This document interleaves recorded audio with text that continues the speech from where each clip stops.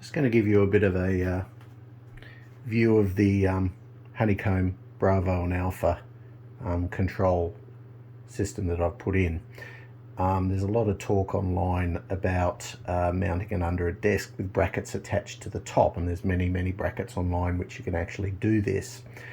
The problem is after seeing some information online, I actually contacted Honeycomb themselves, and they've advised that the screw holes on top are absolutely not suitable for mounting them to a bracket underneath your desk, and they only say to use the actual plates and clamps that come with the unit. So effectively, if you use those holes and something breaks, you're on your own. There's no warranty and they'll void everything on you, which is not something I really particularly wanted to do. However, sticking them on top of the desk, they take up so much space, it's absolutely impossible to use it. And I don't only use it for flight sim, I use it for gaming and other stuff as well. So what I ended up doing was looking at, mounting something underneath as a shelf. Now, the thing is I could fabricate something up if I wanted to, but it was going to get extremely messy and quite expensive. And in just looking around, I came across some very interesting brackets. These brackets here. Now, they're from eBay.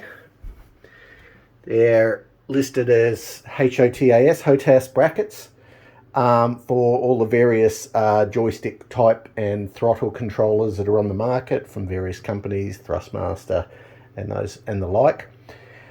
And I thought, well, they look pretty solid. They're about $100 Australian. And I thought, well, I couldn't make them for that. Plus, I wanted something that I could remove quite easily.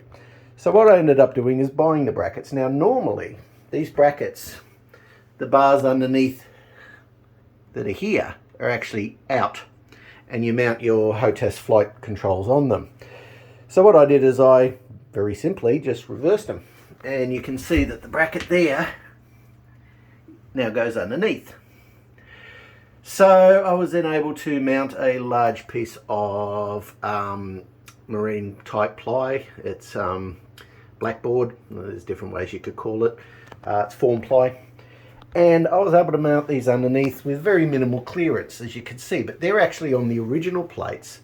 There's a screw clamp, bit hard to see here, but there, which you can take the entire assembly on and off quite easily. I have a rising desk, so I was able to move the controls and actually still have a rising desk. But the great thing is I can now sit at this, use the controls, but without even having to remove them, also game on the thing. And it also means that the controllers, the Honeywell controllers don't actually get in the way, Honeycomb controllers don't get in the way of my touchscreens, which I'm using for my other instruments, etc. And it also means when you're sitting at the machine, those touchscreens are approximately the right height, don't interfere with the monitor so much. So it worked out extremely well for a relatively cheap price. The brackets were again around about $100 Australian. The form ply I had floating around.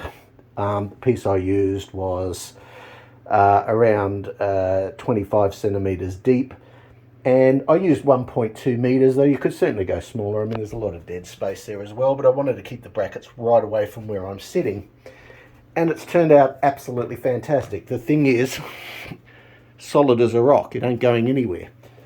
So, for anyone who does want to mount the flight controllers below the desk and wants to do it without voiding your warranty, or, buying these brackets that screw on top that could completely screw your gear up, this is an option, and I would certainly recommend it. It was cheap, the brackets are solid, there's a million different places on eBay you can buy them, and they are the goods. I'm very pleased with the setup now that's sort of turned off. So just thought this might help people, and anyone who would like to contact me can do so, and I'm absolutely happy to give them any further information if they want to give it a go. But yeah, good stuff. Okay.